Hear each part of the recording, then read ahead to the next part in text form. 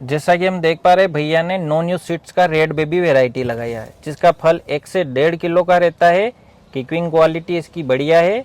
फल orange red colour का निकलता है। लगभग 13% ब्रिक्स पाया जाता है इसमें। और ओवरऑल इस पे फ्रूट सेटिंग बहुत ज़्यादा होती है।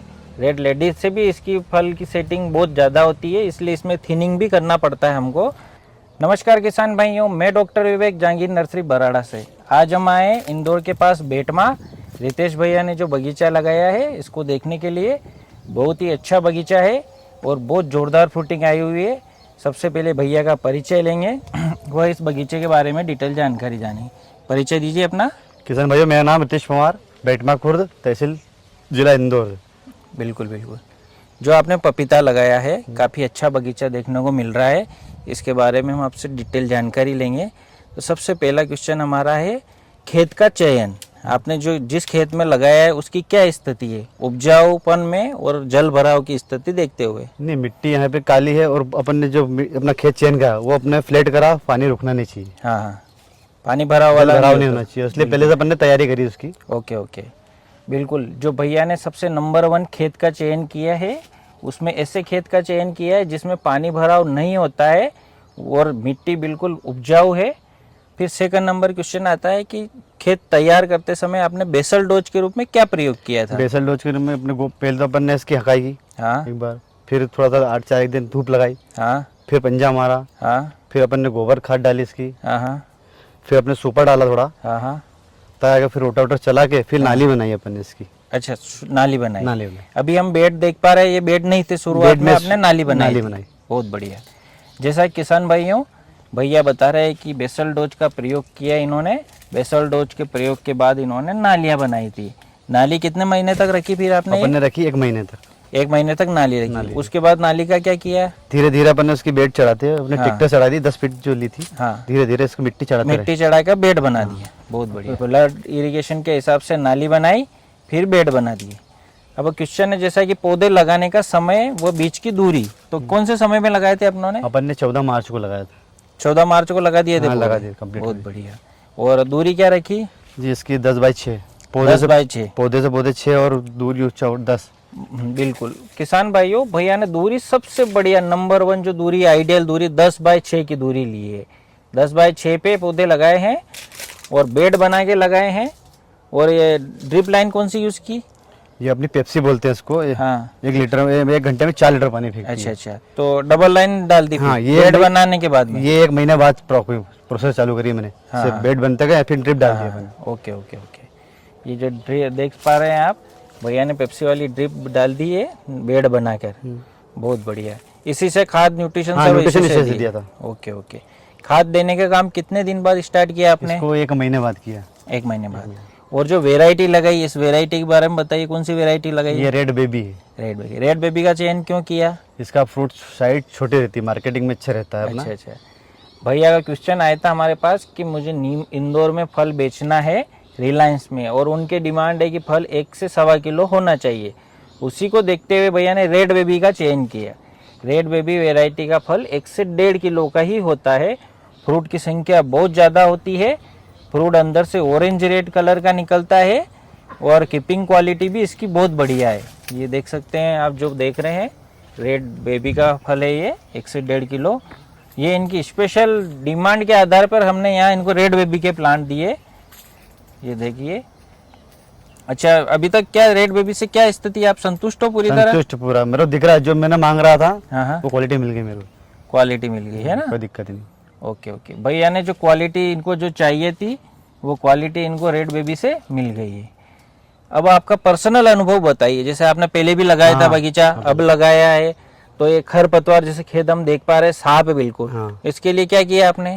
पहले स्टार्टिंग में तो 1 महीने के समथिंग में अपने ट्रैक्टर चलता रहा 10 फीट की हाइट पे। हाँ हाँ। तो 1-2 महीने तक कुछ नहीं हुआ। हाँ थोड़ा हाइट पकड़ता रहा, बेड बनाई, हाँ। तो फिर ट्रैक्टर कंडीशन नहीं थी, तो फिर मजदूर अपने लेवल लगाई थी, लेबर लगा के साफ किया था। साफ किया। बहुत बढ़िया। अभी तो कोई जरूरत नहीं पड़ रही? अभी तो कोई जरूरत नहीं है। Okay okay.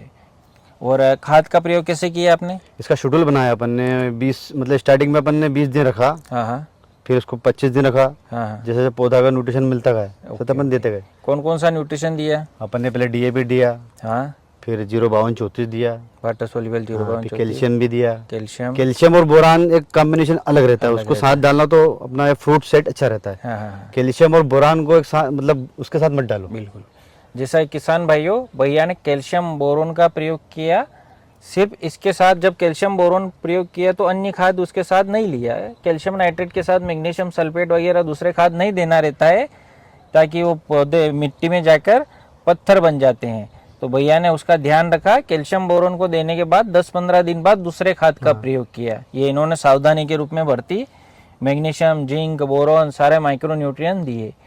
अभी हम देख पा रहे हैं फल की साइज थोड़ी भैया की छोटी है, तो फल बड़ा करने के लिए भैया 05234 0050 दे रहे हैं। हाँ बेटा। और फ्रूट कंडीशन बढ़िया सेटिंग हो रही है। जैसा कि हम देख पा रहे हैं, भैया ने नो न्यू सीड्स का रेड बेबी वैरायटी लगाया है, जिसका फल 1 से 1.5 किलो का रहता है। किकिंग क्वालिटी इसकी बढ़िया है। फल ऑरेंज रेड कलर का निकलता है। लगभग 13% ब्रिक्स पाया जाता है इसमें। और ओवरऑल इस पे फ्रूट सेटिंग बहुत ज़्यादा होती है। रेड लेडीज से भी इसकी फल की सेटिंग बहुत ज़्यादा होती है, इसलिए इसमें थिनिंग भी करना पड़ता है हमको। भैया ने रेड बेबी लगाया, इसका कारण हम जाने से क्या कारण रहा आपको रेड बेबी का चयन करने का? क्यों मार्केटिंग के लिए अब अवेलेबल साइज छोटा मांग रहे हैं मार्केट में। अच्छा, कहाँ पे सेल करते हैं आप फल? अपना रिलायंस में। रिलायंस में। वहीं पे टोटल माल जाता नहीं, है अपना? टोटल वहाँ जाता है 70% वहाँ चले जाता है, 30% अपना लोकल मार्केटिंग अच्छा, में। तो उनकी डिमांड क्या है? सबकी छोटी साइज की रहती है। छोटी, 1 से 1.5 किलो 1 से फल 1.5 की। kg रहता है। भैया जो इंदौर में रिलायंस माल है उनमें इनका टाई अप है, वहाँ ये फल भेजते हैं, तो उनकी डिमांड रहती है कि 1 से 1.5 किलो फल मिले। उसी को देखते हुए भैया ने रेड बेबी का चयन किया है, जो कि नो न्यू सीड्स का आता है। बहुत बेस्ट वेराइटी है। जिनको फल ज़्यादा छोटा चाहिए वो इस वेराइटी में जा सकते हैं। दूरी बस 6x10 की रखिए और ड्रिप से लगाइए, डबल लाइन ड्रिप, बेड बना के लगाइए। खेत का चयन ऐसा कीजिए जिसमें पानी नहीं भरता हो, मिट्टी उपजाऊ हो। समय समय पर स्प्रे कीजिए, फंगीसाइड, इंसेक्टिसाइड, एंटीबायोटिक और फर्टिलाइजर भी समय पर दीजिए। आपको बहुत बेहतरीन रिजल्ट देखने को मिलेगा। जो रेड बेबी के पौधे लगाए, तो आपने पौधे कहाँ से लिए थे और किस टाइप के पौधे मिले आपको? ये पौधे मैंने जहांगीर नर्सरी बराड़ा से लिए थे। बिल्कुल बिल्कुल। वो कॉल किया था मैंने, तो सर ने दिया था, बोले मिल जाएंगे। तो पौधे तो एक्यूरेट मिले जो मांग रहे थे साइज अपन ने, तो संतुष्ट हूँ मैं। किसान भाइयों, ये पौधे भैया ने जहांगीर नर्सरी बराड़ा, जो कि हमारी नर्सरी है, हम पूरे भारत में पौधे सप्लाई करते हैं, वहीं से पौधे लिए हैं रेड बेबी के। हमारी मुख्य तरह 4 तरह के पौधे पाए जाते हैं, जिसमें सबसे मुख्य रेड लेडी और red baby no new seeds के दोनों बहुत ही बेहतरीन प्लांट आते हैं। हाइब्रिड प्लांट है, इसमें नर एक भी नहीं निकलता है और सारे पौधे मादा व उभयलिंगी रहते हैं। रेड लेडी की कीपिंग क्वालिटी सबसे हाईएस्ट और सबसे ज़्यादा होती है। उसमें 13% शुगर पाया जाता है और बिल्कुल अंदर से लाल कलर का फल निकलता है। साथ ही उसकी डिमांड पूरे भारत में नॉर्थ से साउथ सब दूर बनी रहती है। रेड लेडी अभी वर्तमान में नंबर 1 वेराइटी है। साथ ही जिनको अगर फल रेड लेडी से भी छोटा चाहिए तो वो रेड बेबी में जा सकते हैं। रेड बेबी में भी फलों की संख्या बहुत ज़्यादा है। साथ ही इसमें फल 1.5 किलो से बड़ा नहीं निकलता है, तो 1.5 किलो से अंडर अगर फल लेना है तो रेड बेबी में हम जा सकते हैं। जैसा कि ये बगीचा बहुत बढ़िया कंडीशन में है, आपको अभी और क्या क्या प्रॉब्लम इसमें फेस करने को मिली ताकि वो हमारे नए किसानों को नहीं मिले? थोड़ा सा दिख रहा है इक्के दुक्के बगीचे में, थोड़ा वायरस टाइप का दिख रहा है, कुछ पौधों में वायरस आ रहा है और उससे थोड़ी दिक्कत आ रही है मुझे। बिल्कुल। किसान भाइयों, जैसा कि भैया बता पा रहे हैं कि कुछ पौधों में वायरस के लक्षण इनके दिख रहे हैं, तो उससे बचने के लिए क्या उपाय हो सकते हैं? तो किसान भाइयों, जो पौधा हमें दिखाई दे रहा है, जो बाहर से हमें दिख रहा है, इसका जो दिख रहा है उसके लिए जो नहीं दिख रहा है, इसका पार्ट होता है जमीन के अंदर, जड़ें, रूट सिस्टम। जो हम ये भूमि देख पा रहे हैं, भूमि के अंदर पौधे की जड़ें हैं जिनके द्वारा न्यूट्रिशन लिया जाता है। तो किसान भाइयों, पौधा तभी हेल्थी रहेगा जब इसका रूट सिस्टम बढ़िया हो, साथ ही भूमि में पर्याप्त मात्रा में न्यूट्रिशन हो। वह न्यूट्रिशन इसकी पौधे की जड़ें लेके इस पौधे को सप्लाई करे। हम अक्सर देख पा रहे हैं कि किसान भाई रासायनिक खाद का प्रयोग करते हैं, लेकिन जो जमीन में जैविक चीज़ें चाहिए, जैविक कार्बन चाहिए, जैविक बैक्टीरिया चाहिए, उन चीज़ों का प्रयोग नहीं कर रहे हैं। हम रासायनिक का प्रयोग कर करके जो इसके लाभदायक बैक्टीरिया उनको ख़त्म कर रहे हैं। तो कोशिश करें कि रासायनिक खादों के साथ में जैविक का मात्रा बढ़ाएं, जिसमें हम पौधा लगाने से पहले सन, ढेंचा, हरी खाद इनका प्रयोग करेंगे। साथ ही जब पौधा लगाएंगे उससे पहले देशी खाद प्रचुर मात्रा में प्रयोग करना है। देशी खाद के बाद जब पौधा हम लगाते हैं तो निश्चित अंतराल में आप एनपीके बैक्टीरिया कंसोर्टिया का प्रयोग कीजिए, क्योंकि आप जो भी खाद दे रहे हैं वो पौधे को तभी मिलेगा जब भूमि में जीवित बैक्टीरिया होंगे, तो उनकी संख्या बढ़ाना बहुत जरूरी है।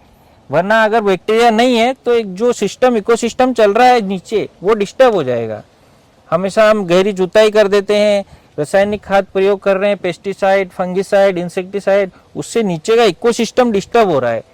तो हमारा सबसे पहला उद्देश्य यही होना चाहिए कि ऑर्गेनिक खाद ज़्यादा से ज़्यादा प्रयोग करना है, जिसमें कंपोस्ट, वर्मी कंपोस्ट, केचुआ खाद, इनका प्रयोग कीजिए।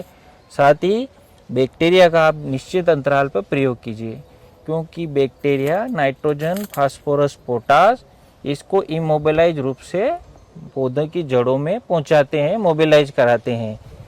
ये पौधे क्या एक साइकिल के रूप में कार्य करते हैं, नाइट्रोजन साइकिल, फास्फोरस साइकिल, जो वायुमंडल की नाइट्रोजन साथ ही जो जमीन में नाइट्रोजन है उसको जड़ों के माध्यम से पौधे को सप्लाई करते हैं। साथ ही जो फंगस होती है वह पौधे की जड़ों के साथ एक सहजीवी संबंध बनाती है। पौधे की जड़ों से वह ग्लूकोज लेती है और बदले में पौधे को फास्फोरस प्रदान करती है। जो भूमि में इमोबिलाइज फास्फोरस पड़ा हुआ है उसको पौधा तभी ले पाता है जबकि उसके साथ फंगस सहजीवी संबंध के रूप में रहे। इसलिए जमीन का इकोसिस्टम नहीं बिगड़े, इसके लिए बैक्टीरिया का प्रयोग बीच बीच में करते रहें ताकि हमारा पौधा हेल्थी रहे। बिल्कुल जैसा कि हम देख पा रहे हैं भैया ने बहुत शानदार बगीचा लगाया है। इसकी थोड़ी सी और डिटेल लेते हैं। कुल कितने पौधे लगाए भैया ये 1800 पौधे। अच्छा, दूरी क्या रखी है आपने? 6 बाई 10। 6 बाय 10 की दूरी पे 1800 पौधे लगाए हैं।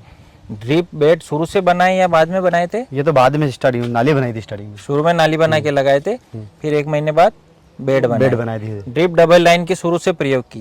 शुरू से नहीं, 1 महीने बाद की अपन ने बेड बनने के बाद। बेड बनने के बाद सिंचाई किससे करी? तो बेड इसके पहले नाली थी, नाली में अपन ने शुरू के 1 महीने नाली से सिंचाई करी, फिर बेड बनाने के बाद ड्रिप डाल दिया आपने, फिर ड्रिप से सिंचाई कर दी। तो ड्रिप सिंचाई के अलावा बीच में पानी की जरूरत थी तो बीच में पानी सप्लाई किया था? फ्लड करा था ना, फ्लड इरिगेशन भी किया था? किया था। किसान भाइयों, जब पौधा 2 महीने का हो जाता है तो हमें फ्लड इरिगेशन भी करना रहता है। 2 महीने बाद पौधे की जड़ें बीच में पहुंच जाती है, तो उस समय सिंचाई करते समय ये जो बीच में एरिया है इसमें फ्लड इरिगेशन जरूर करें। जैसा भैया बता पा रहे हैं, अभी फल का साइज आया है, 6 महीने का पौधा हुआ है, 7 से 8 महीने में तुड़ाई चालू होगी। 1 महीने का अभी समय है। फिर भी फल की साइज को थोड़ा अगर हम बड़ा करना चाहते हैं तो फल की साइज बड़ा करने के लिए सबसे पहले, अभी बारिश का सीजन है तो नंबर 1 रूप में सबसे पहली बात ध्यान रखना है जल निकासी। खेत से जल निकासी अच्छा होना चाहिए ताकि पौधों की जड़ें सही से डेवलप हो। नंबर 2 पे है पोटास की मात्रा। किसान भाइयों, फल बड़ा करने के लिए, साइज बड़ा करने के लिए हमें पोटास देना होगा, जो हम 0050 या 05234 के रूप में देंगे, या आप म्यूरेट ऑफ पोटास के रूप में भी दे सकते हैं। नंबर 3 पे आता है जड़ों को हमें बढ़ाना होगा। जो पौधा बाहर से दिख रहा है उसका कारण जो नहीं दिख रहा है इसकी रूट सिस्टम है। तो पौधों की जड़ों को अच्छे से डेवलप करने के लिए हमें नीचे से ह्यूमिक एसिड देना होगा, बायोविटा देना होगा, वो फंगिसाइड का प्रयोग करना होगा ताकि जो जड़ें फंगस से खराब हो गई हो तो वो वापस डेवलप हो जाए।